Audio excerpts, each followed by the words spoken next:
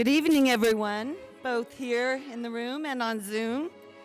I'm Betta DeWeese, and I'm the CEO of Stonebelt, and I am so happy to be here with all of you tonight to hear from and learn from our mayoral candidates.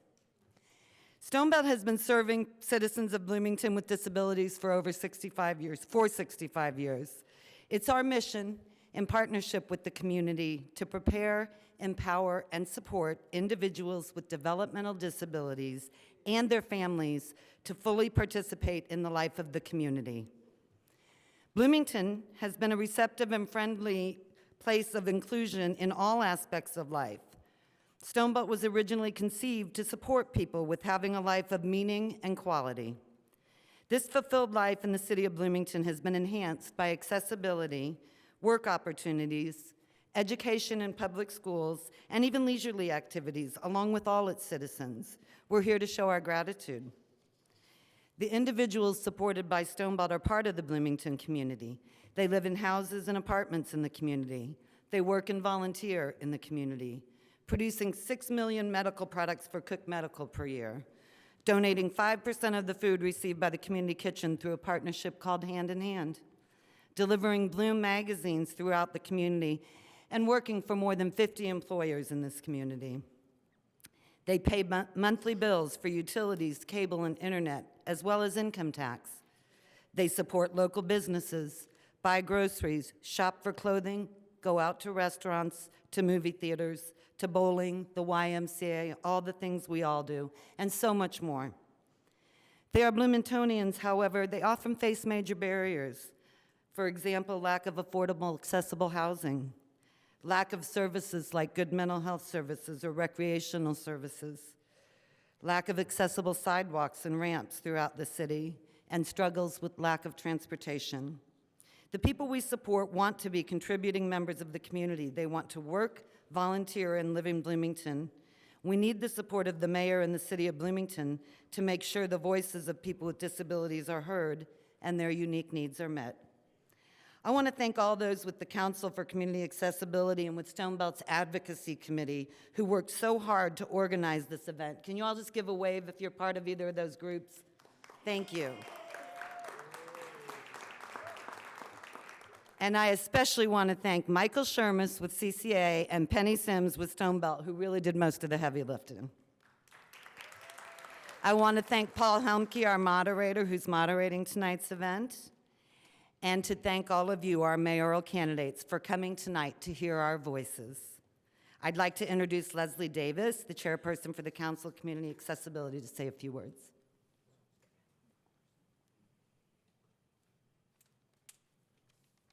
Thank you so much, Betta. And thank you all for joining us for this mayoral candidate forum, one of several in which our esteemed candidates will have the opportunity to engage with different facets of our rich Bloomington community. Welcome to those of you joining us in person and those joining us online. As Betta said, my name is Leslie Davis. I've been a member of the Bloomington community for about 30 years. And in my day job, I'm the Assistant Dean for International Programs at the Indiana University Maurer School of Law. In 2022, I took on the role of chairperson of the Council for Community Accessibility. The CCA advocates for a more accessible community for all, from transportation to physical accessibility to equal access to the community and its services. And we look forward to having a strong relationship with the next mayor of Bloomington. We are really proud to partner with Stonebelt on hosting this candidate forum. Together, the CCA and Stonebelt represent members of society who have historically been marginalized due to disability. Some of these disabilities are visible, but many are not. But as people with disabilities, we represent 1/4 of the global population, making us the world's largest minority. In tonight's forum, and from here on out, we invite the candidates to center the needs of people with disabilities in our community, in your thinking and in your actions. We invite you to join us in embracing the rallying cry of the disability justice movement, nothing about us without us.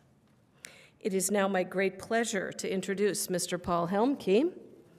Paul is a former president and CEO of the Brady Center and the Brady Campaign to Prevent Gun Violence, and a 3-term mayor of Fort Wayne, Indiana. Professor Helmke is a professor of practice at Indiana University O'Neill School of Public and Environmental Affairs, and the founding director of the Civic Leaders Living Learning Center. He is also an engaging and seasoned moderator. Paul, I turn it over to you and the candidates. Okay. Thank you, Leslie.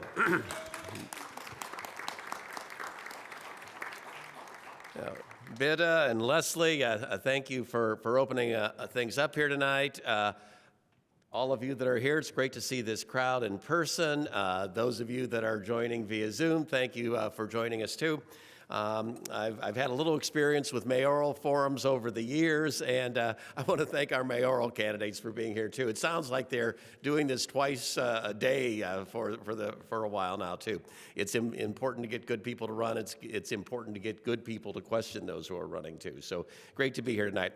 My job tonight's the easy one. I'm the traffic cop. I just want to make sure they don't go after each other too physically, or that you go after them.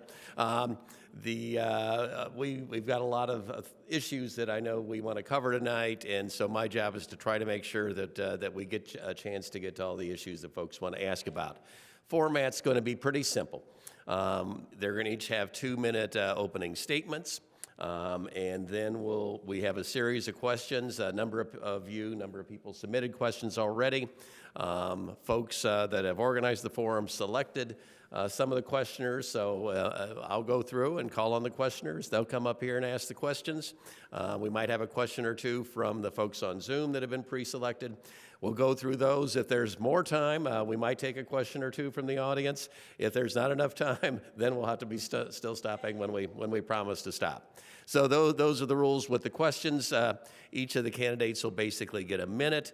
If I think they're dodging the questions a little too much or whatever, I'll try to push them on that to not do that sort of thing too. We've got plenty of seats here, seats down the middle, a couple seats up front, seats in the center too. We want to make sure everybody gets a chance to get in. And we're going to open upstairs too. Great. And when you get the balcony crowded, that's a sign you've got a good crowd tonight.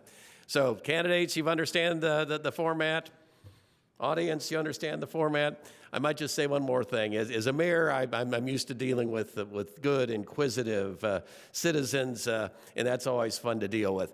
And in one of my jobs when I was mayor, I was president of the United States Conference of Mayors, so I'm used to dealing with people with big egos who are in politics. Not to say these are yet, but it's great to have the candidates here. With that, we'll start with opening statements. I wasn't told any particular order. It's easier for me probably just to, I've got them down in order here, so this is going to get too confusing for me. I'm going to just follow. We're going to start at the end and work our way down, and the next question we'll move down. Is that okay with everybody? Or does that throw you off? So we'll start with Joe. You've got 2 minutes, then we'll go to Susan, then Carrie, then Don for opening statements. Let's go ahead. Good evening. One last point, excuse me. We have timekeepers here, great timekeepers, and they're going to hold up a green card when you start, a yellow card when you get to the 10-second mark, a red card when it's time to stop. I'll let you finish your sentence, but wrap it up, start wrapping it up with yellow, start stopping with red. With that, go ahead, Joe. Go ahead. Good evening, everyone. My name is Joe Mama Bear Davis, and I would like to thank the host of this forum for all of their activities to get it organized and to bring all of you here this evening to hear about this important message that all of us candidates have to share. Well, to start off, I am the working person's, let me rephrase that, the working person's mayor. I've been a worker all my life. I grew up on a farm up in north central Indiana, worked my way through college, held various jobs over my career, have been an entrepreneur, ran a construction business, a green building business for 20 years, been a community activist, and a supporter of Bloomington ever since I arrived here 30 years ago. So, what is a Bloomington that gives equity to everyone? That's a Bloomington where those who are of the least among us have the same privileges and access and rights that every other able body or status quo individual in our community has just by the right of their existence and experience.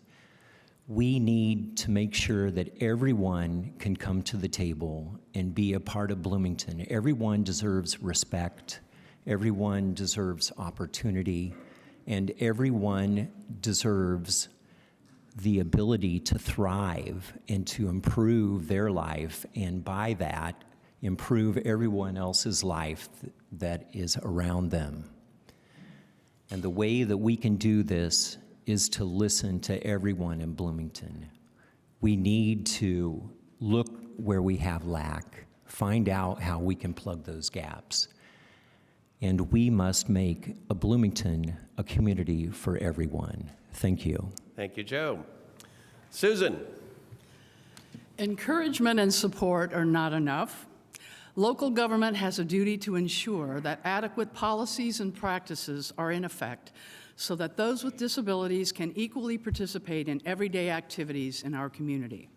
I'm Susan Sandberg, experienced city council member running for mayor of Bloomington. I'm honored to speak with you tonight on a topic important to you and to me and everyone working for inclusion. My vision for Bloomington has a focus on 4 priority platforms: public safety, affordability, collaboration, and essential city services. Public inclusion of those with disabilities falls directly within my plans to meet and exceed the accessibility needs of Bloomington residents, all of us. I'm aware that the barriers faced are not always obvious, and they are not always physical obstacles. My daughter was diagnosed at an early age with ADHD, so I understand the challenges related to her socialization and communication struggles. Our community requires your input to better understand those challenges, to fully address lesser-seen barriers to inclusion. The Sandberg administration will take immediate action auditing accessibility on our sidewalks, streets, buildings, and public transit so that we can take corrective measures to ensure that Bloomington works for you and for everyone. Sidewalk safety, repair, and expansion will be a high priority. And yes, that includes taking stronger stances to solve our scooter clutter problem.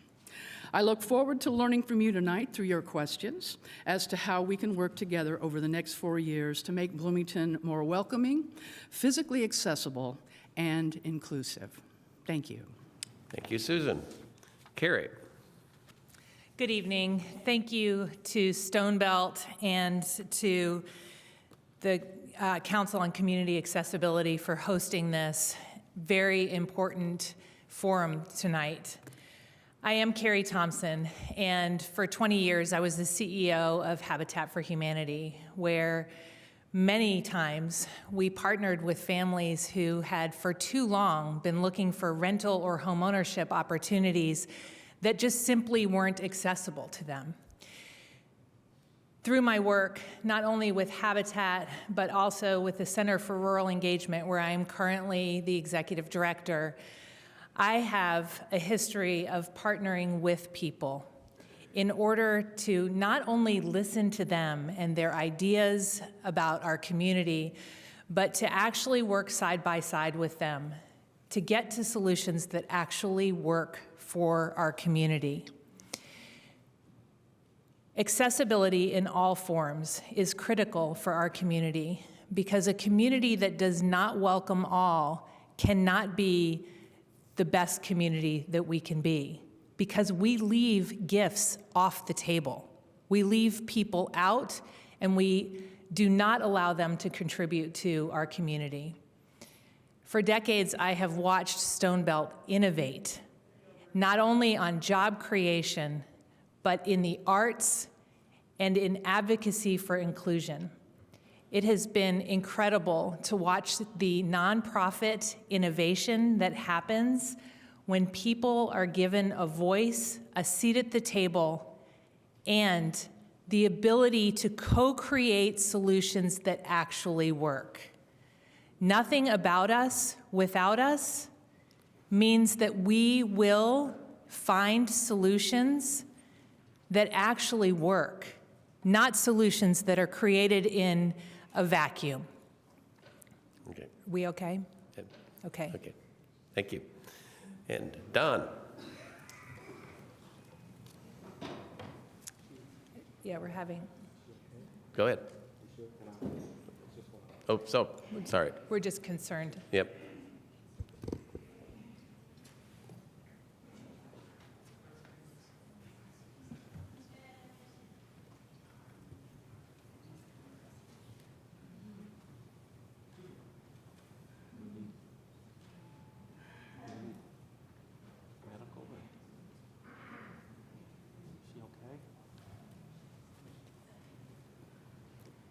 Get an extra bottle of water, maybe.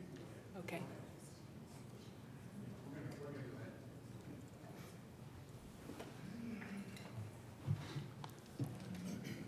Okay, we had a little incident here, but hopefully we're okay. We'll Okay. go on then. So, Okay. Can you hear me? hold on, just Let's- here's thank a water.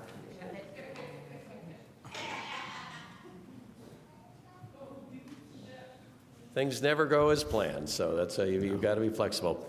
Don, your Yes. turn. Go ahead. I'm Don Griffin, former deputy mayor, former employee of Stone Belt. It was one of my first jobs when I got back to Bloomington in 1992. I was a floater. So I went to different group homes, and one of the coolest jobs I've ever had, one of the hardest jobs I've ever had, but just so rewarding. I sold real estate for the last 30 years, and then I became the deputy mayor for the last 2. The things that I'm mostly interested in is the idea that Bloomington can be better. And it's going to take all of us. We're in silos right now, different communities, different sub-communities. We're in silos, and we're living in parallel, we're having parallel lives, and if we all got together, we'd be a much, much better place. That's my idea of Believe in Bloomington, just becoming a better Bloomington, more inclusive Bloomington for all. Sustainability, diversity, inclusion, accessibility, and belonging. And notice I said accessibility along with diversity, inclusion, and equality. It's so important. 11,000 folks, so you're talking about one of the largest demographics within the Bloomington community. Let me tell you a few of the things that I would do.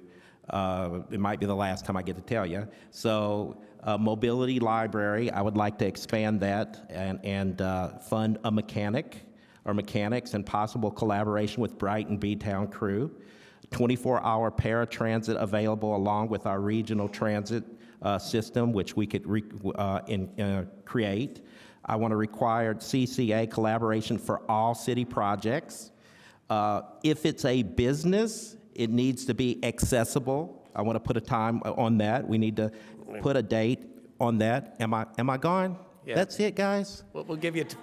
Did you finish the sentence? Okay. We know you had a more challenging section here.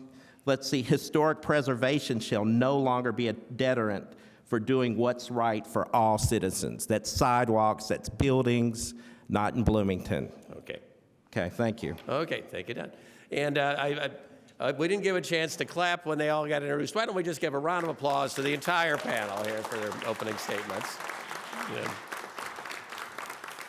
And again, we're going to try to keep this. You've been great. We want to get to the questions and not interrupt with applause too many times. We'll have another chance to applaud at the end. But they did a great job opening. You did a great job, and hopefully we're all settled in now.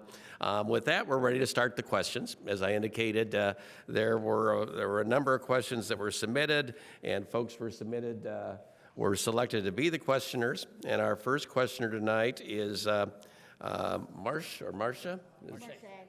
Marche. Yes. Marche Daughtry? Yeah. Okay, Marche. Thank you.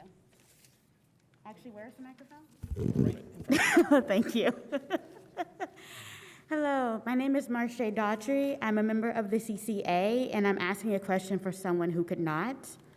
So my question is, local economic development and infrastructure projects should aim to make communities truly usable, friendly, and fair to people with all types of disabilities. How should the city of Bloomington address accessibility in local development projects? Thank you. And we'll start with Susan and then move down. Each one will move down to the next person. Thank you very much. And with respect to economic development and the development of buildings, I do know that the City of Bloomington makes efforts to make sure that we are respectful of universal designs to wherever that is possible. And that is extremely important for individuals who have mobility issues. When we're talking about the elderly in our community who want to age in place and want to have structures and assistance with their homes to be able to put in ramps and to put in grab bars. There are a variety of things that the City of Bloomington can encourage through our building codes and through our just general practices and being mindful of the needs for a variety of accommodations that people with all kinds of accessibility and mobility issues have.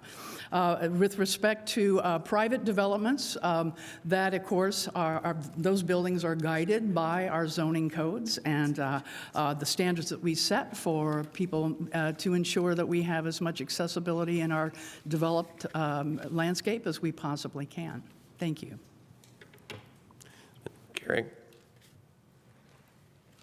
I think it's critical, first of all, that the planning department has a portion of their website on accessibility. In order to get that information, a builder or developer would need to do some research or go to the CCA page. That's one easy part of education and advocacy that we can do.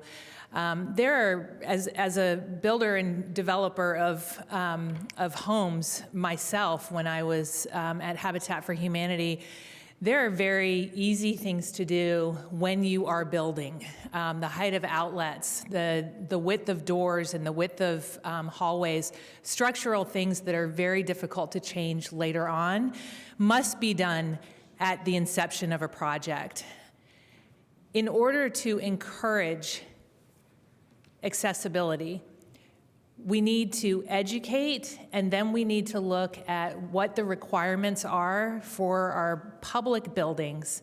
But I also think that we have many builders that are doing private developments that would really like to understand more about how they can build a home or an office space that is welcoming to all. Thank you. Don? As the former deputy mayor, the planning department was underneath my, they were underneath me. They've done an excellent job of telling people what to do and how to do it. There is the ability to find that information. Now, what we need to do, as a city, we give incentives for, if a developer wants to do affordable housing.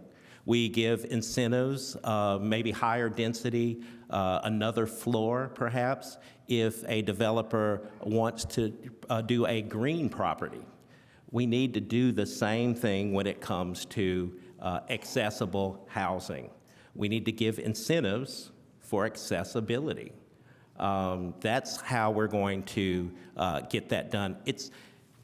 Boy, you wish people would do things for the right reasons, but in actuality, it takes money. It's always about money a lot of times. To get companies and large companies to do the right thing, that we have to provide incentives. Okay, thank you, Don. Joe? I don't think we need to provide incentives to people who are already by law forced to provide adequate access and mobility for everyone.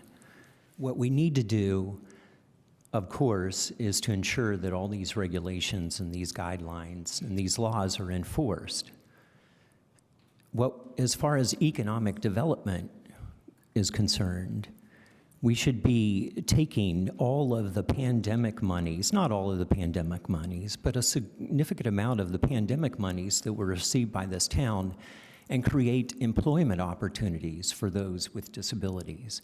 Because if there were more opportunities for employment, if there were incentives for local employers to hire, if they could be somewhat subsidized in the payments that they give to their employees, just think how that could change lives more than anything. And then those individuals can become advocates for their own goals and needs once they are in the community and they can see how things are totally structured unfairly. Okay, thank you, Joe. Okay, you're doing great. We're getting us all within the time, pretty close. You get 2 minutes for the questions. Our next questioner is James McClary, and we'll start with Carrie as the first one to answer James's question. James. Thank you. Good evening. My name is James McClary, and I'm here tonight representing the Council on Community Accessibility. Full disclosure, I'm also chairman of the Bloomington Public Transportation Corporation, and I've also served on the Aging Council. So I've been active in Bloomington for a while. I have to divulge my true age. I set up the first paratransit system in Madison, Wisconsin in 1974. And we had at that time, there were no wheelchair vehicles. We went to Iowa, bought 4 Winnebago buses, and basically converted them to wheelchair accessibility. So I've been involved in the accessibility business for many, many years. My question is really twofold. The first part is, what is your understanding of the transportation needs of people with disabilities and of seniors? And secondly, this may be too much, you may not be able to handle all of it, what would your administration do over and above what Bloomington Transit is doing to provide mobility, better mobility for people with disabilities and seniors? Thank you. Thank you, James. We'll start with Carrie. I just want to start by thanking James for his incredible leadership. I spent 11 months recently on a scooter after I had foot surgery, and I got to see Bloomington through new eyes. As a person who typically rides her bicycle to work every day, I spent 11 months riding the city buses, which I normally only did in very inclement weather. And let me say that the drivers on the routes that I rode were incredible to me. They made it easy for me to get on and off those buses. They made sure that if there was a way to stop the bus at a more convenient place where the ramp would connect better, they did it. Kudos to Bloomington Transit. There are ways to make our city more accessible. I did not notice every bump in the sidewalk before I was rolling on the sidewalks. And a scooter like that has little to no stability. Additionally, there are barriers that exist. Susan mentioned the scooters. If you are rolling instead of walking, you cannot get around them. And there are still places where, as Shel Silverstein says, the sidewalk ends. And it doesn't end with a ramp. We need to look at how people are moving through the city and how they need to move through the city. and not just think about how people on bicycles or on feet move through the city. Looking at how we can improve the transit system, I would say one of the ways is to increase the frequency on some of those routes. Okay, thank you. Next, we go to Don. Okay. Thanks, James. First of all, 24-hour paratransit availability is something I think we can do. We've got to, when we create these goals, folks, my idea in my Griffin administration is to try to be the best at everything that we're doing. I don't want to just be okay. If we're going to do this, let's do it right. So 24-hour paratransit availability. I want to go to a regional transit system that includes Indiana University as well as the county. I want to make sure that we have 100% accessible bus stops. I think right now are we a little bit over 50%? And this needs to be a requirement for every developer, whether they're local or an out-of-state developer. They need to provide the same in all these new developments. And then I think when we're talking about mobility, because it's all integrated, Bloomington needs to become a smart city with integrated, with integration of smart lights using AI technology that also controls the flow of accessibility on our sidewalks. That would help with PED as well as mobile, integrated. And there's right now the only other smart city in the United States is Boulder, Colorado, and under 100 folks in that city, by the way. And I think Bloomington, Boulder seems to always be one that that is a benchmark, and I think this is something that we need to strive for everyone. Thank you, Don. Thank you. Joe. One thing is I would like to commend our existing BT Access and Bloomington Transportation and the county rural transit for the fantastic job that they are doing as far as providing transportation services to our community. However, these are going to be expanded, and I'm really excited, especially about the 15-minute crosstown commuter. But we need to bridge the gaps, too, between the county and the city. We need to ensure that those residents living in the county are able to connect with the city system and that they can organize themselves to encourage new stops be placed and to improve the scheduling of rural transit such that they can have more availability. And then certainly, just as Carrie was mentioning, sure, we need to continue to improve the condition of our sidewalks.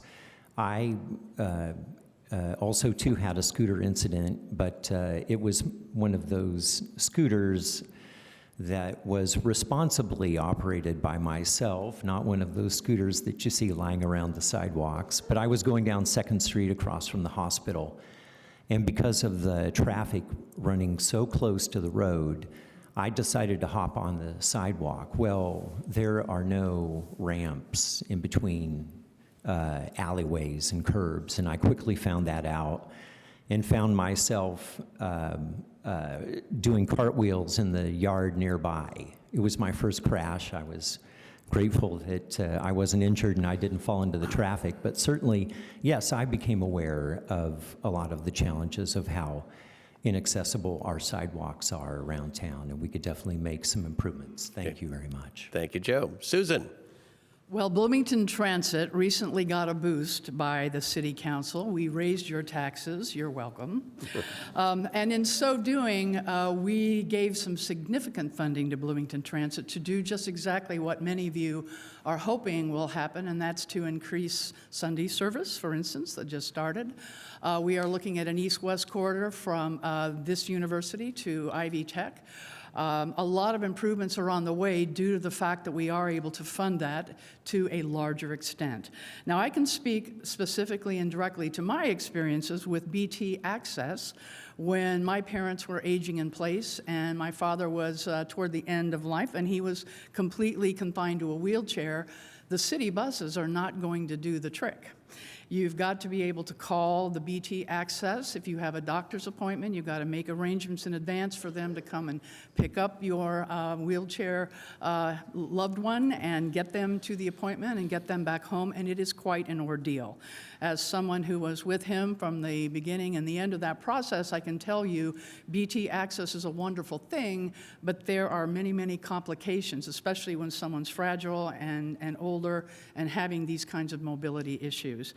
We would often, at the time, there was a service called ET Taxi, I believe, and they were the only other taxi service that had wheelchair access that could actually get the wheelchair into the taxi and get you to an appointment. So I have personal experience knowing what the services are, and we were grateful for them, but also knowing where we could do a better job with respect to getting people who are very much challenged with transportation options here in the city. Again, we are working toward John Connell, who is the head of BT. Bloomington Transit is certainly very conscientious about the need to improve and increase and provide micro-transit systems, but everything that the City of Bloomington can do within our resources, we certainly want to be able to contribute to that environment. Okay, thank you, Susan. We're now going to go to our third question, which will be on Zoom from Deborah Meyerson. So how do we work this? Deborah. Thank you, Paul. I'm Deborah Meyerson. I'm here on behalf of the Council for Community Accessibility, where I'm chair of the Transportation and Mobility Committee. But my question is about housing. As Bida said in her introduction, there is a shortage of housing for people with disabilities in the community. And while I appreciate the many comments about accessibility and universal design from the mayoral candidates, my question is focusing specifically on people with intellectual and developmental disabilities. I'd be interested to know how you would increase supportive housing options, especially, again, we just talked about transportation, accessibility within the community is super important so that people are not car dependent, that they can use the bus, they can walk places. How would you increase affordable, supportive housing options for people with intellectual and developmental disabilities as part of your housing policy? Thank you. Okay, thank you, Deborah, and Don is our leadoff here. First, collaborations. We had as deputy mayor and also part of being the president of the Redevelopment Commission, we did a thing with the retreat at Switchyard and a collaboration with Stonebelt. So I think we could actually do more collaborations or seek more collaborations with developers. I think also co-ops and micro condos investment, encourage in walkable communities.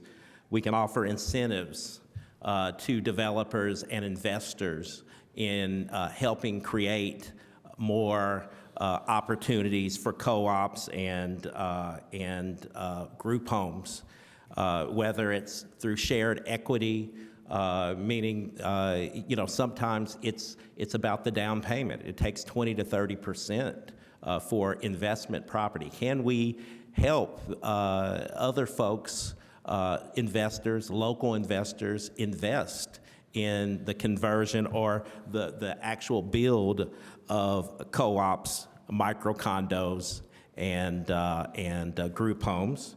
And I think offering incentives for that kind of thing would work in spurring increased increased vision in that particular field. Okay. Thank you, Don. Joe?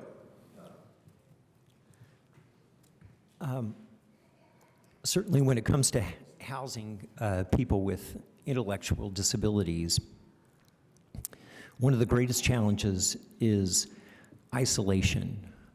And if all of our intellectually disabled people are pushed out to the outside of Bloomington, then their ability to participate in society is only going to be diminished, because likely they have caregivers who as well will find it more challenging to get their own transportation in order to move out there. So I think that one of the best things we could do is mandate that new developments in Bloomington set aside certain apartments for people with intellectual disabilities.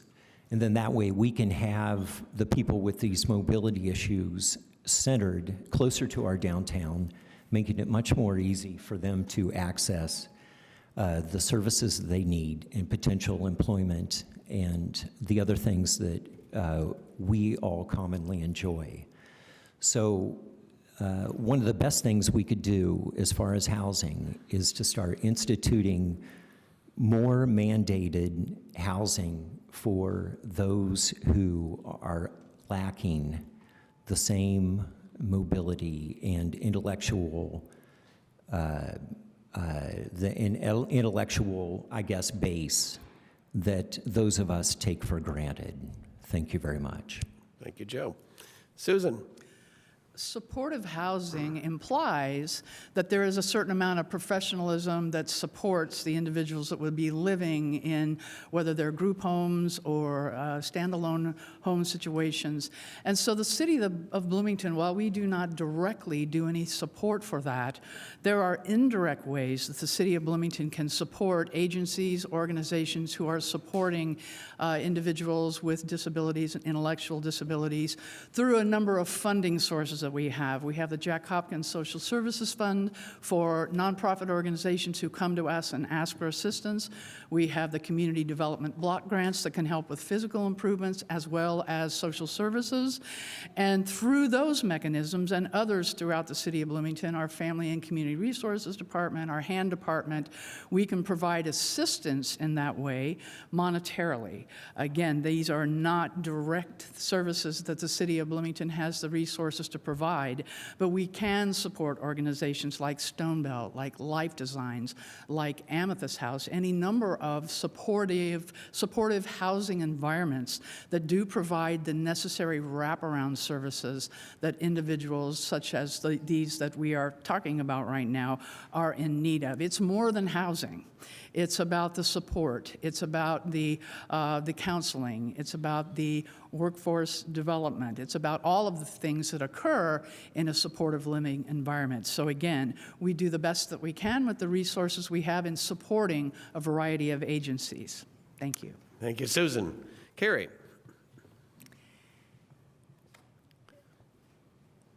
Housing is never a one-size-fits-all, and especially if we are talking about helping with supportive housing for those with intellectual and developmental disabilities, the first thing that we need to do is have a conversation with the people who know best, which are the people who live that experience every day. Susan's right. The city is not going to provide direct supportive care. We need professionals that do that. But the city can investigate and have conversations with Stonebelt and the council to determine what needs we have that are not being met, and if we can possibly incentivize some new developments that we haven't already. Those need to be within neighborhoods. People need to belong. And our community needs people with intellectual and developmental disabilities to belong at the center of it. They contribute to the rest of us. And so rather than thinking about how we can serve people with intellectual and developmental disabilities only, I think we should think about how they also are contributing to our community, because we need them. Thank you. Our next question is Karen Willison.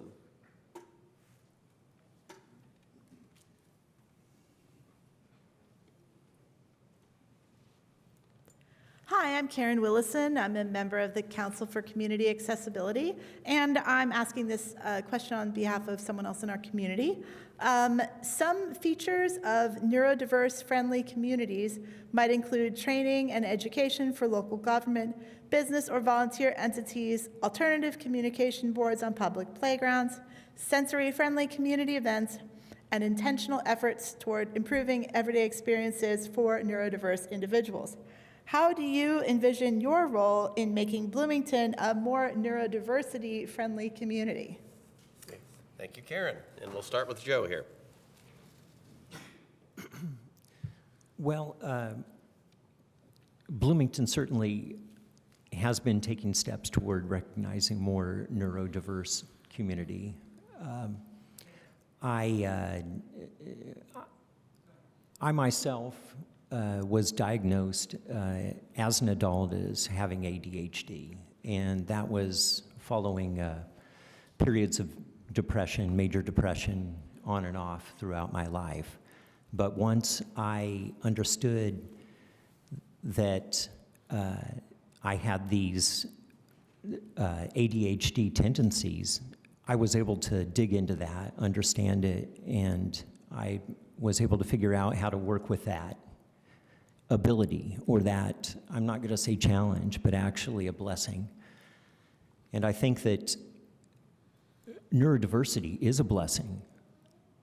People have exceptional skills. Maybe they might not fit like the rest of us into the box, but they need to have opportunity, and there needs to be tolerance amongst employers, tolerance amongst those providing housing, tolerance amongst members of the community to allow for these different ways of thinking and living in our society, because everyone is important and deserves respect. And maybe some of us, we might take a circuitous route to get to the final destination, and maybe that took a little longer, but who's to say that it wasn't the most beautiful way to get there? Thank you. Susan.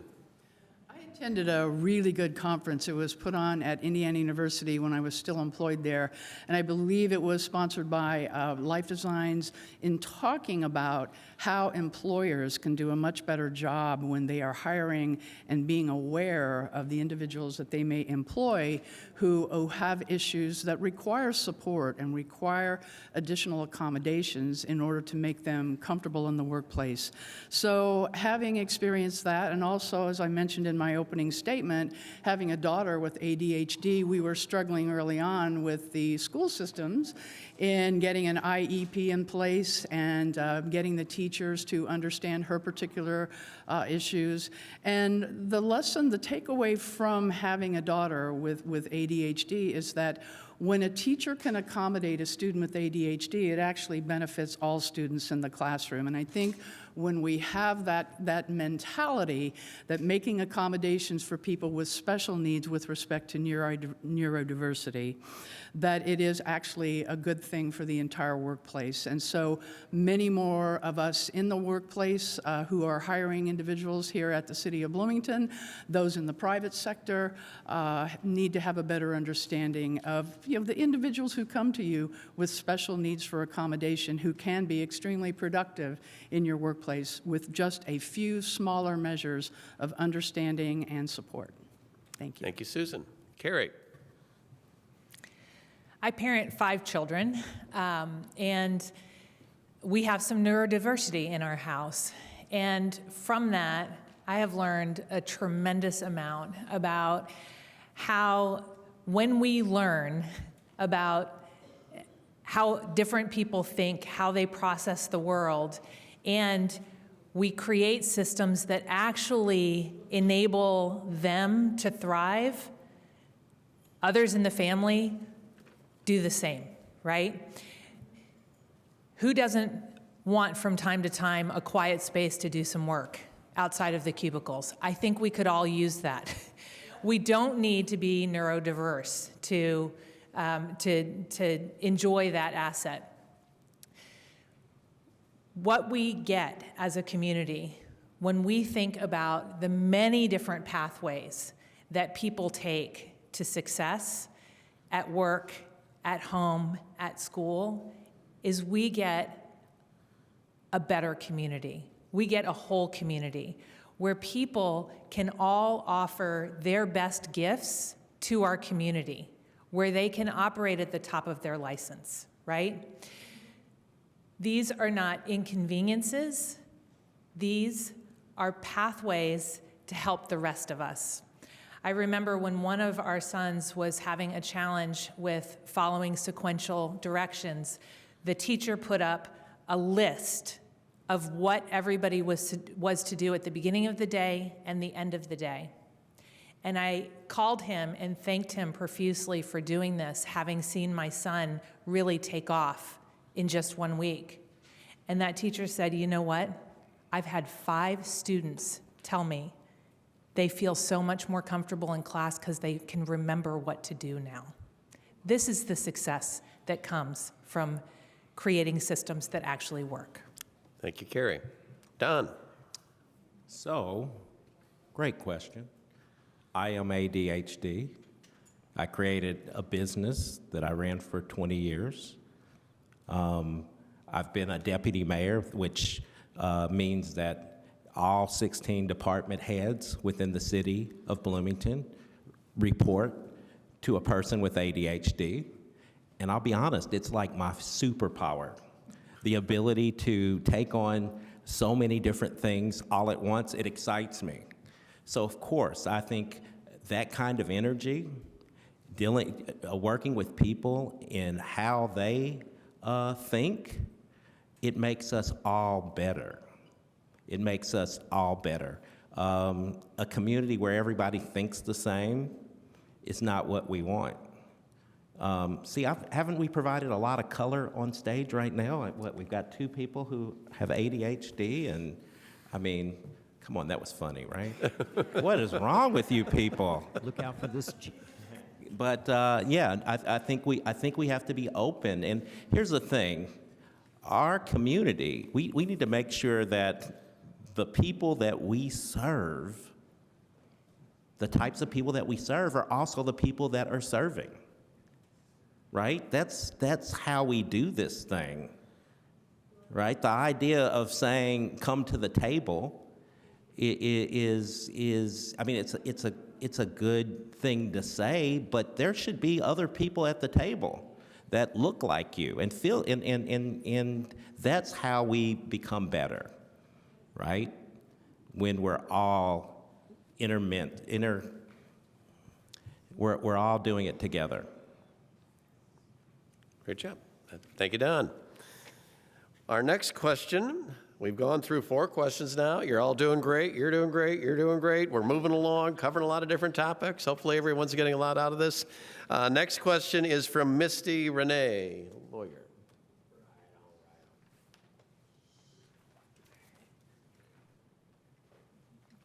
Hello. Yep. Hello.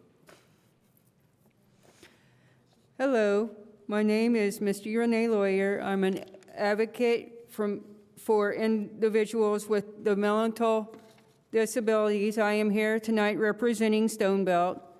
My question is, what policies would your administration advance to improve access to quality, affordable mental health care and protect the civil rights of people with mental illness? Thank you, Misty. Thank you, Misty. And we're going to lead off with Susan. Well, thank you for that question, Misty, because that is a concern across the community. Our mental health care providers are very much strained by the need for addressing those concerns in our community. I am pleased to hear that the governor of the state has certainly authorized all cities throughout the state of Indiana with additional funding for mental health care, that I am hopeful that as the mayor of Bloomington, we're going to be able to tap into and access and to apply. We do have good mental health care centers here in Bloomington, but we can certainly use more.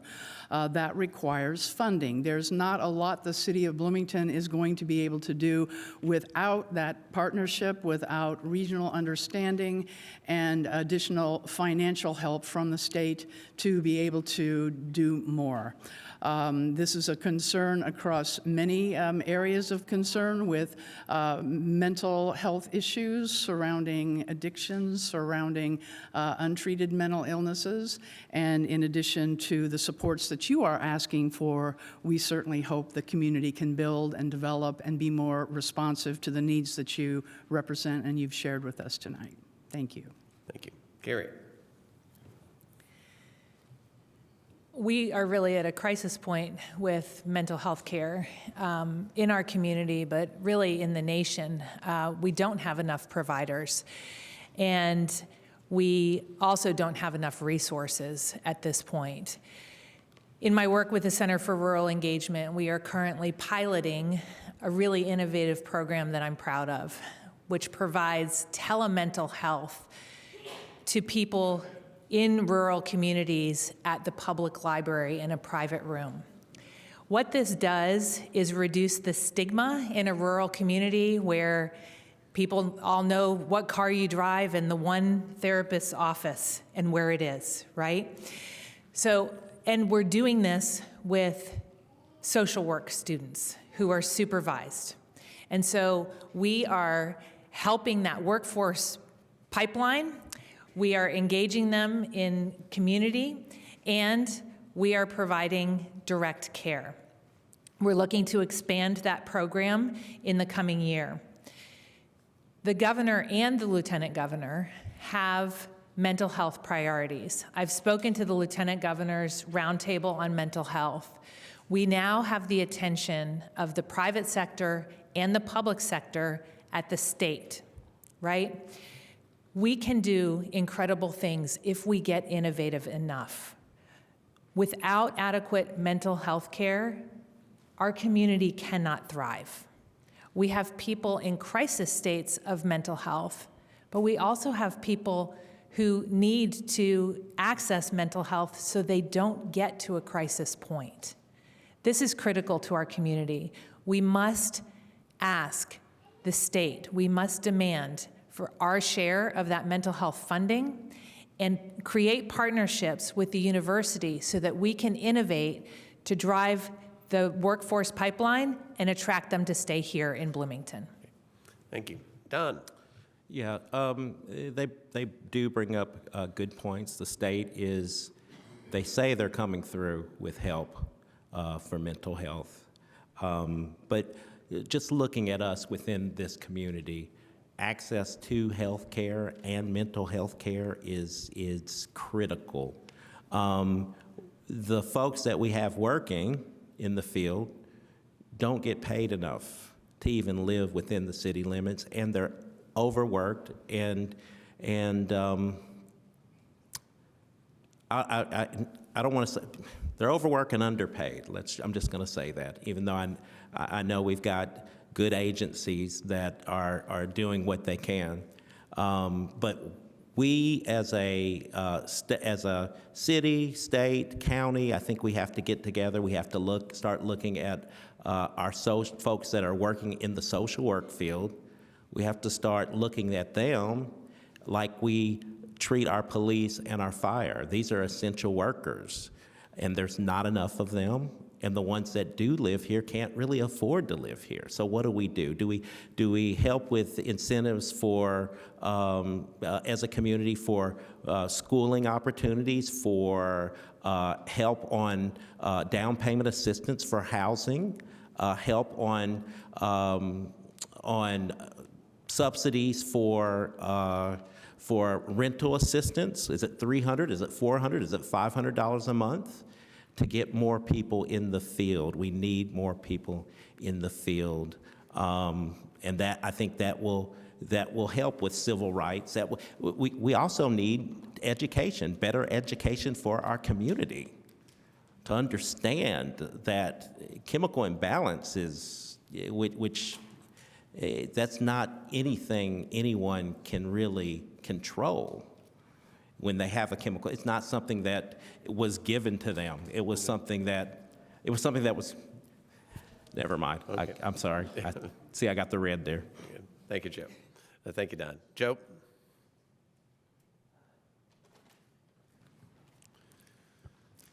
Certainly, we need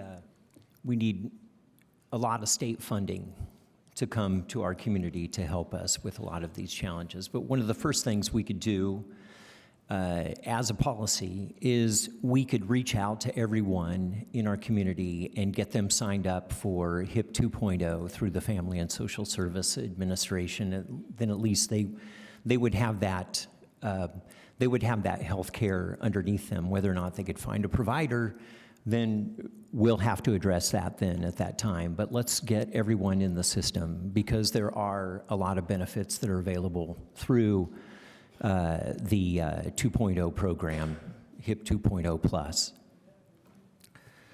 So certainly, yes, we need to educate everyone as to tolerance in our community. We need to support those who support those with the intellectual disabilities, those workers who are having to provide that daily caregiving. We need to be able, maybe as Don suggested, provide some incentives to them for their hands-on approach. We need to provide more incentives for those who are professionally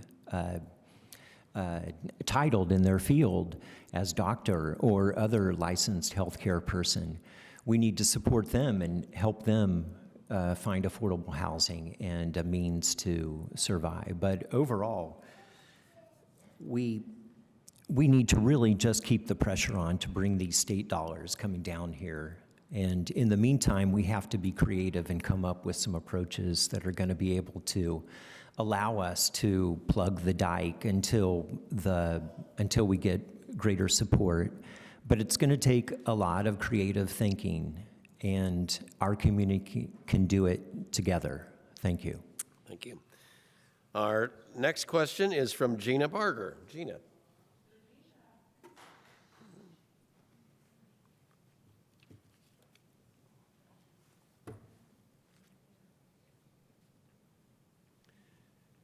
And I might mention, I think all of you have note cards if you want to submit a question. If you've got a question that you've got ready, maybe after Gina does her question, you can hold that up and we'll have somebody collect them later on. But if you've written your question out, we'll collect them little later on. My name is Gina Barger. I'm with Stonebelt.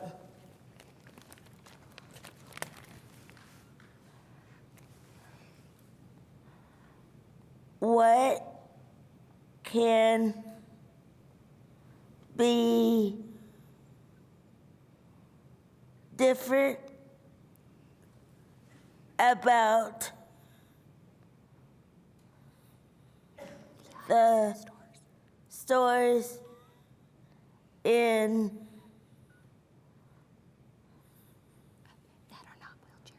that are not wheelchair accessible?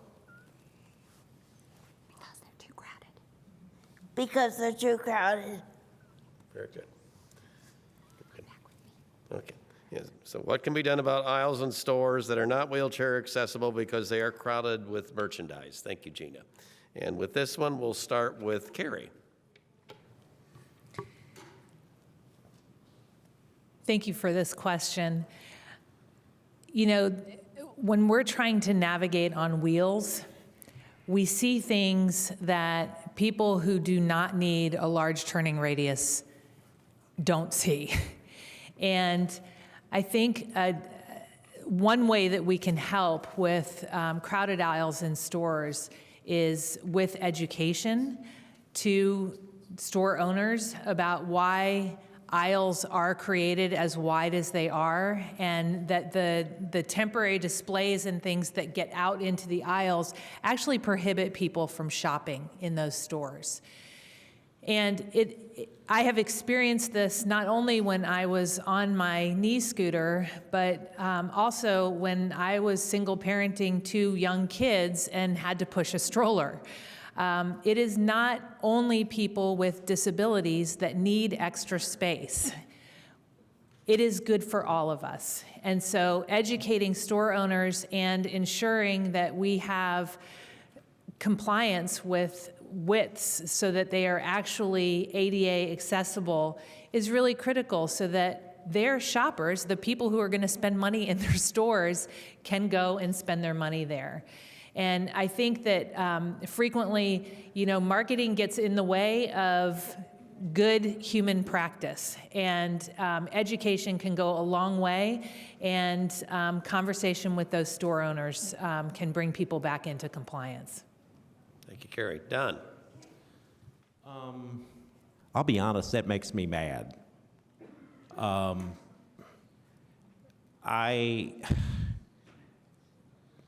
my administration, accessibility is going to be a must. If you are in business, right, all our citizens should have not only access to get into your place of business, but once they are in, it should be accessible and easy to do. And I don't care about historic buildings. I don't care about, things are going to change. This is so important. This is one of the things that intersects. There's intersectionality in accessibility, that it doesn't matter if you're rich or poor, or black or white, or who you love. It doesn't matter. Like, we all, whether it's temporary, whether it's a long term, this needs to be addressed. So yes, education is key, but it will be policed. We can't have a community that is not welcoming to all. Great. Joe? Well, certainly, yes, we need the store aisles to be accommodating to everyone. And I guess other than educating that store owner, we might say, hey, would you mind carrying this person around the store on your back because they can't get around on their wheelchair, and see how effective that might be. That might be very effective, actually, getting those store aisles widened. We have to be creative. So, yes, we need to improve the accessibility mobility scorecard. Here in Bloomington, we can do so. That starts by shining a light on these issues, trying to bring more notoriety so we can achieve more accountability and therefore more inclusivity and equity. Thank you. Thank you. Susan? Well, this is a private sector issue, and certainly the City of Bloomington has many opportunities to partner with and collaborate with our business community through the BEDC and the Chamber of Commerce. Now, I had the privilege of watching a webinar recently, participating in it. It was sponsored by the Indiana Arts Commission. And the guest speaker was Betty Siegel. She's a really great ambassador for accessibility in arts. She has worked for Arena Stage in DC and the Kennedy Center. And much of her talk was about, if you want to be a welcoming place, if you're a commercial business, or if you're an arts venue, or if you are any building and you want to encourage people to enjoy what you have to either sell or offer, it is about being welcoming, it is about being intentional, it is about having a plan, it is about understanding ADA requirements and having a 501(4) coordinator in your business who is solely responsible for making making sure, whether it's your store, whether it is your theater, whether it is your art gallery, that you have a space that is accommodating of all users, including people in wheelchairs, people with mobility issues, people who need to bring service dogs in. And I found that to be a really valuable webinar, and I was really glad that someone recommended that I watch it, because of course I'm concerned about our arts venues that the city of Bloomington manages too. But the question is about stores, and again, the city of Bloomington does not have any control necessarily over stores and how they manage their business, but it's clearly great for them to be hearing this message tonight, because I think all commercial entities ought to be mindful of, if you want to be welcoming, if you want to have people come in and spend money in your store, you need to make the accommodations to make it comfortable for them. Thank you. Great. Thank you, Susan. Before we go to the next question, again, I don't know how many audience questions we're going to get to, but if you've got one, hold up a note card and we'll try to collect, and then we'll try to get at least a couple of those answered before we end tonight. Hold up your note cards, and then we'll go. Our next question is from Betsy Higgins. Betsy. Thank you. Okay.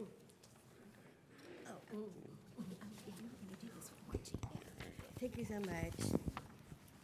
Hi, my name is Betsy Higgins, and I have Down syndrome. I am here tonight representing Dumbbell. I would like to have a job in the community. What will you do to ensure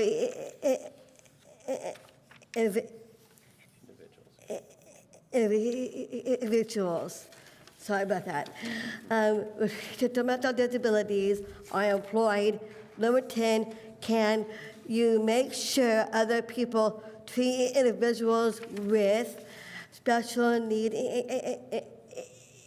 equally? Thanks. Thank you. With that, we're starting with Don. Yeah. Am I next? Don. By the way, you were amazing in the fashion show over the weekend. Yes, she went before me and, yeah, stole the show, so thank you.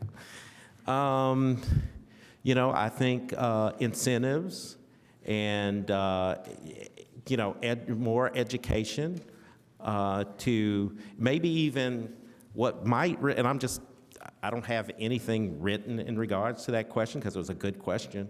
But maybe we even do job fairs, which I think would be phenomenal if we did like a regional job fair. I think just more education for the community is what we need. But I think that's a really great question. Thank you. Joe.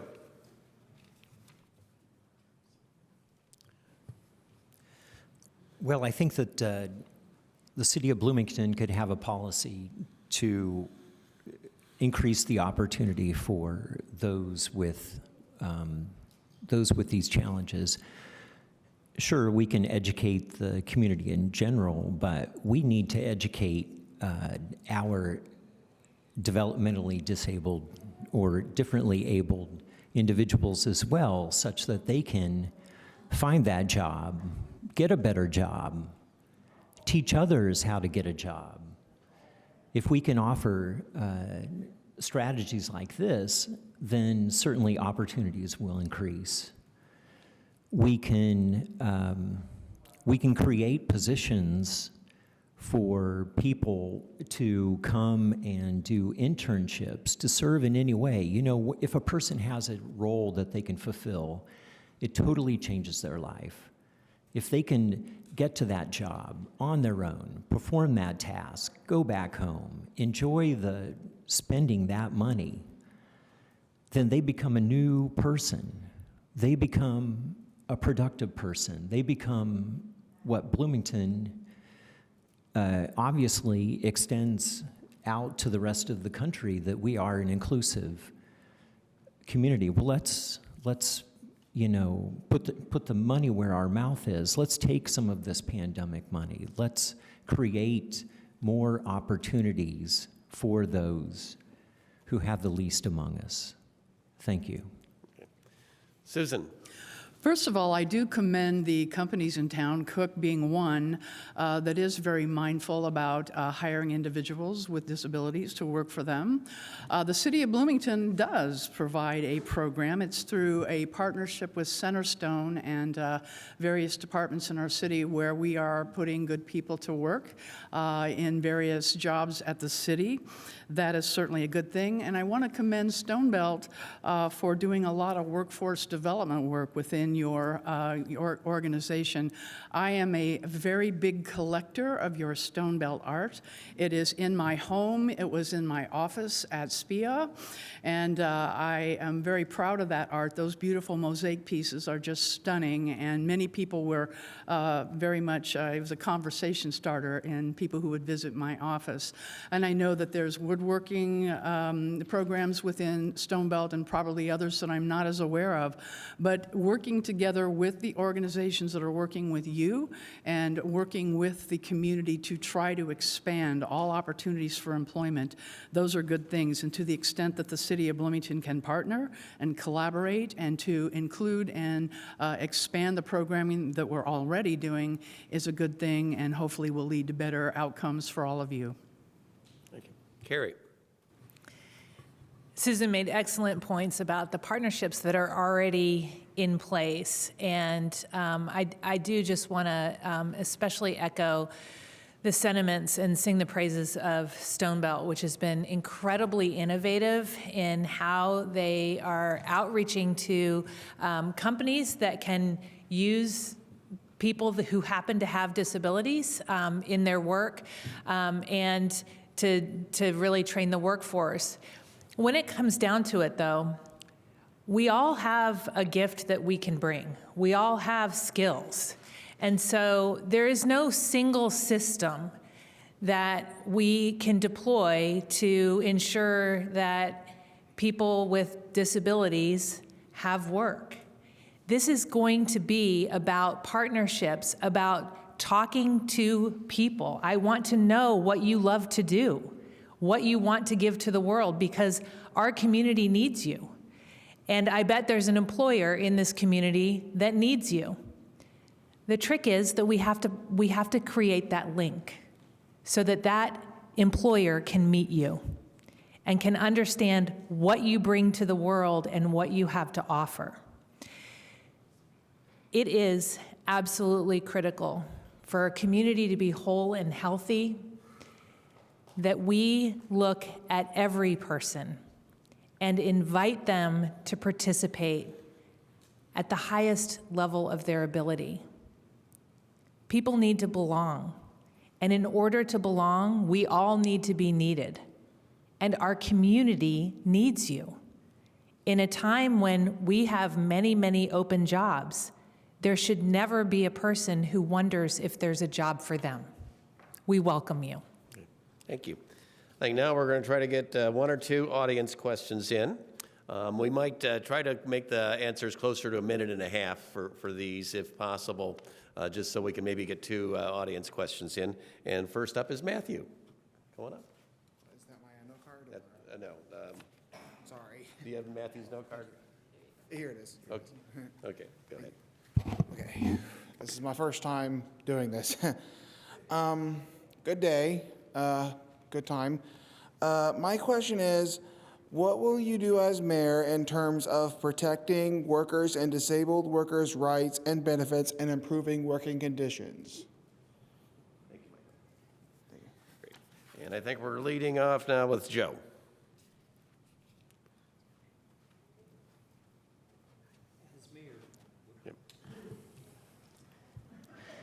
As mayor, I would uphold workers' rights by essentially creating a committee, a task force to look into how the class of people who find themselves or identify as having disabilities, how they can better be supported in the workplace. And then if once they're employed, then we need to be able to educate those HR departments, if there's an HR department that exists, in order to ensure that any sort of accessible needs are provided for that employee. I think this is going to make the employee happy, productive, the employer happy, productive, and it's going to increase the opportunity for more positive relationships to be initiated in our community.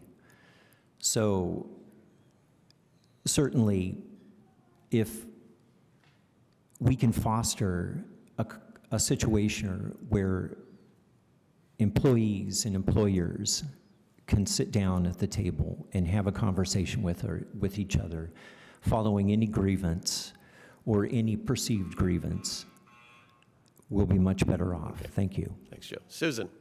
Workers' rights are protected in a lot of different ways. And the state of Indiana, my understanding, is an at-will state, which makes it somewhat difficult for employees who are not protected either by a union or by the laws of the land that protect a worker's right to not be discriminated against. We have very good legal advisors in our community. We have a really great Human Rights Commission at the City of Bloomington. It's now merging in with the Monroe County Human Rights Commission in taking a look at grievances and complaints from a number of individuals who are experiencing discrimination. The City of Bloomington, again, is not directly responsible for protecting workers' rights, but that is certainly an important protection that those of us who are on the City Council and are very proud of the work that our city does within our own shops at being respectful of the personnel and the workforce that we hire. But this is an issue that, again, requires some protections outside of the City of Bloomington with respect to your security on your job once you have one.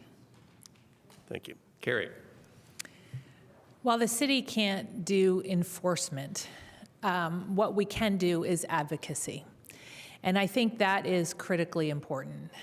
Our employers need to understand the rights that their employees do have, and they need to understand how to create hospitable work environments.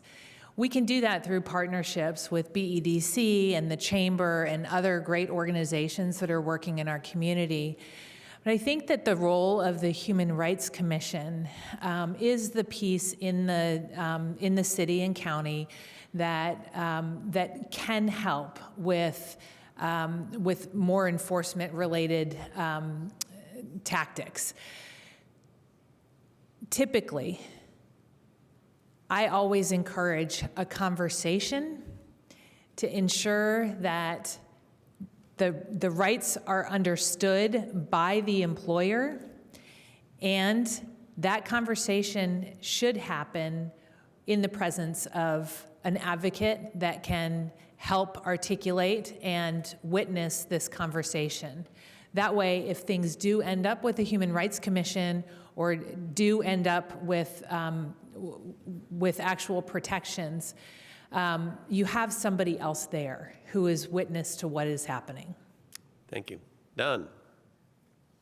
You know, yes, technically the city can't. We can help with advocacy. We can listen to your concerns, but a lot of people don't even know that that exists.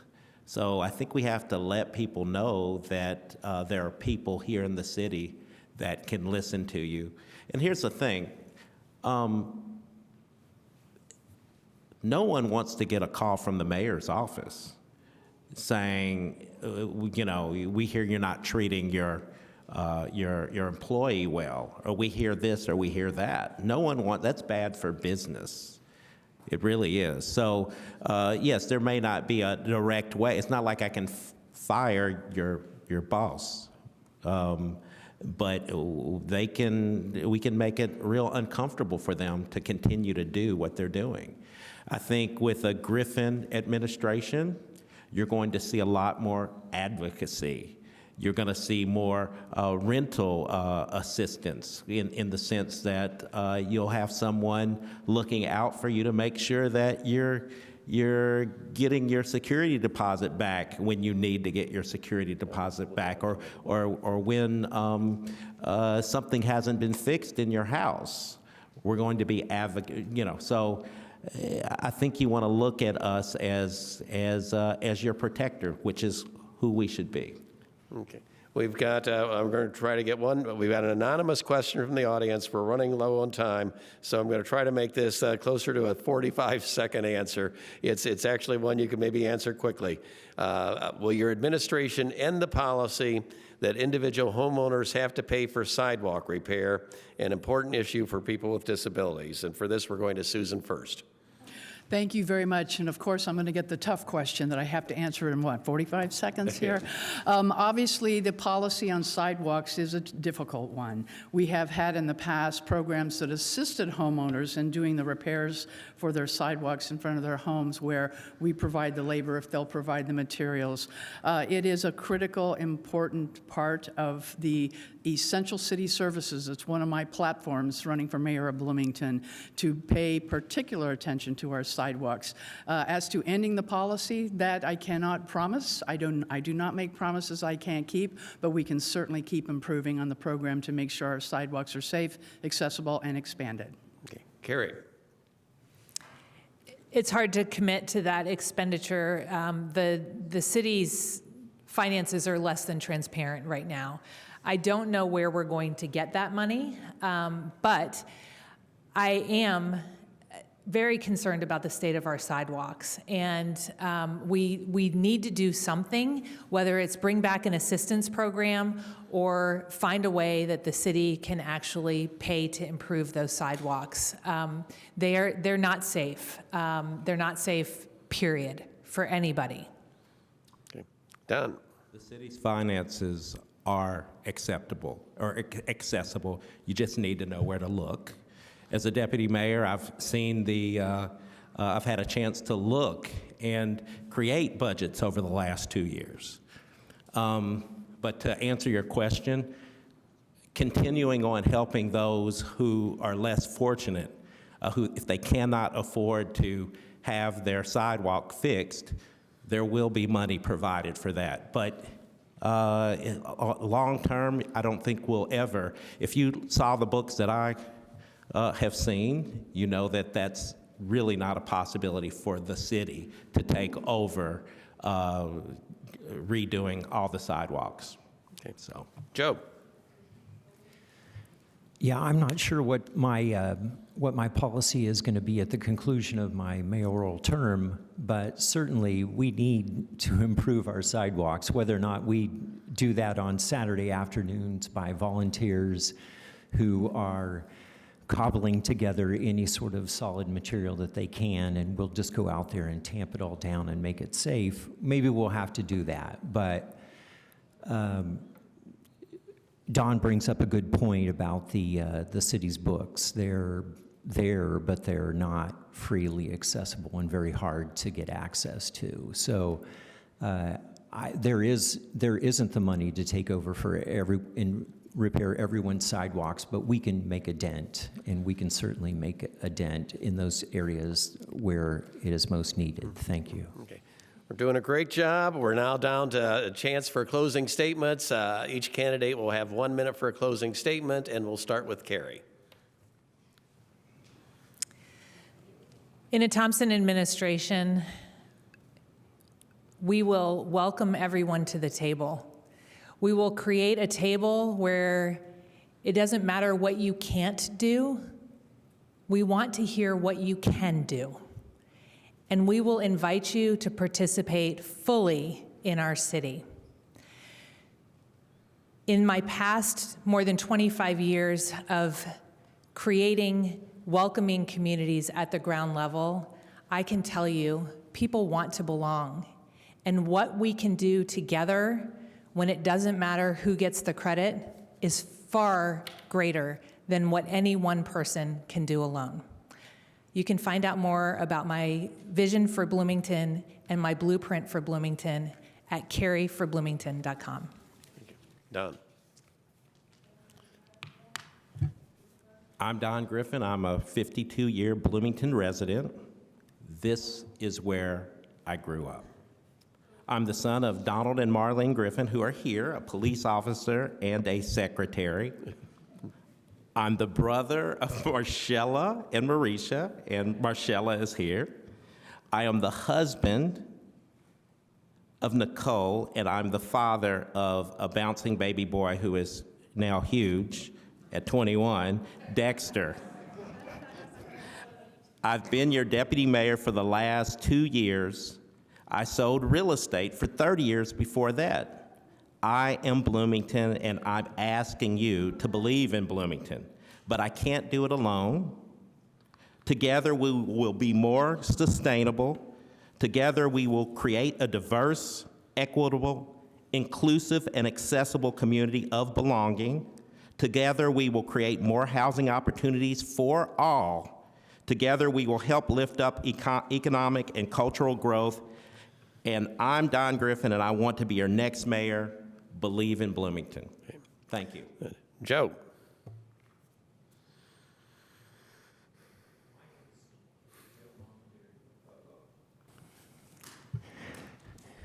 I am technically challenged, as you can see, but my name is Joe Mama Bear Davis, and I'm running as an independent for mayor. I need 352 signatures to get on the ballot. Please sign my petition so that I can get on the ballot and serve Bloomington, because local politics is about service.